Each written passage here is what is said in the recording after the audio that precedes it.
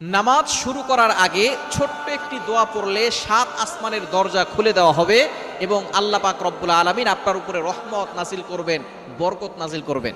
এমন একটি দোয়া আছে যেই বাক্যগুলো খুবই সহজ এবং উচ্চারণ করাও সহজ এবং আপনি আমল করলে একবার বলার সাথে সাথে নবীজি সাল্লাল্লাহু আলাইহি সাল্লাম জানিয়ে দিয়েছেন তার জন্য আসমানের 7টি দরজায় খুলে দেওয়া হয়। রহমতের দরজাগুলো খুলে আল্লাহ তাআলা তার উপরে রহমত নাজিল করতে থাকেন, অঝোরে বৃষ্টির মতো রহমত তার উপরে পড়তে থাকেন, বরকত পড়তে থাকে। সুতরাং আমরা নামাজ শুরু করার আগে এই দোয়াটা একবার পড়ে নিব।